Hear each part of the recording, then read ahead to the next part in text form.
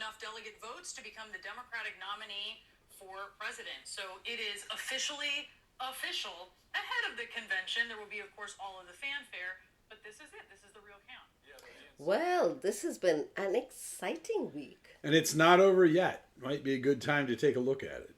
Yes, the perfect time for This Week, Those Books. Welcome, everyone. I'm Rashmi Roshan Lal. And I'm Michael Macy.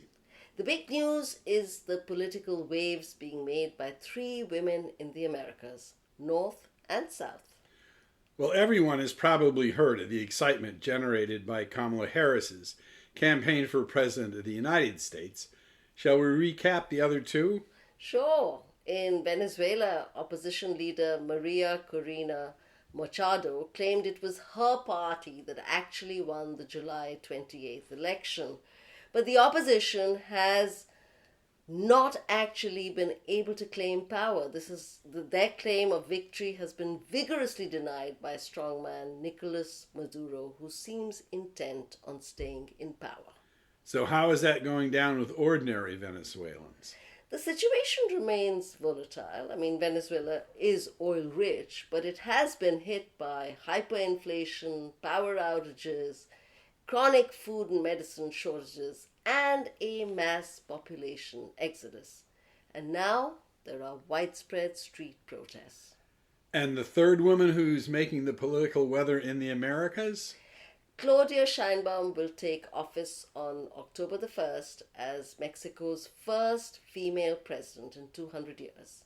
She won an historic landslide victory in the election in June. Well, some might say that's unusual in the Americas, but it isn't really, is it? It's not as unusual as many might think. 5 of South America's 12 sovereign states have had elected female heads of state or government. The US, in fact, is the only major country in North America never to have elected a woman to head the executive government. Well, what books do we have to provide some context for these seismic shifts? Yeah, we have 2 books. The first is a fascinating cultural history of women in America, and the second is a novel about a female Silicon Valley success story who tries for a political first. Yes, our first book is America's Women, 400 Years of Dolls, Drudges, Helpmates, and Heroines by New York Times columnist Gail Collins. A very readable account. The book's main theme is the contradictions that have shaped women's roles in the U.S.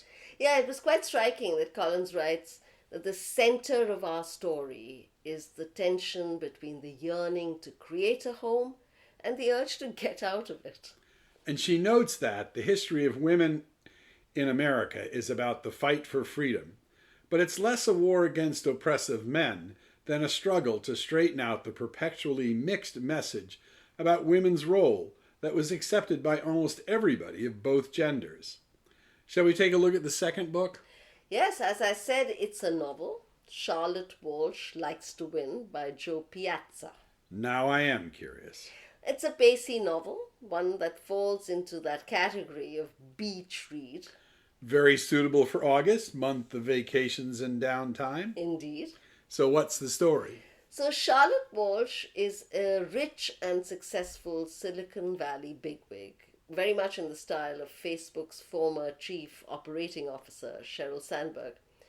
When Charlotte decides to run to be the first woman senator from her home state of Pennsylvania, she runs smack into the patriarchy.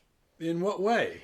Well, she finds out that there are very different standards for women in public life than for men. For instance, her campaign manager warns her not to come across as angry because no one likes an angry woman.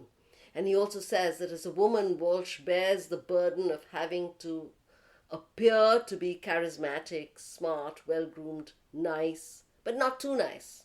If you're married, he says, you need to look happily married. If you have kids, you should be the mother of the year. 2 great books, which just goes to show context really is important. And as we say, This Week, Those Books really does make you smarter faster. absolutely. See you next week. Bye-bye.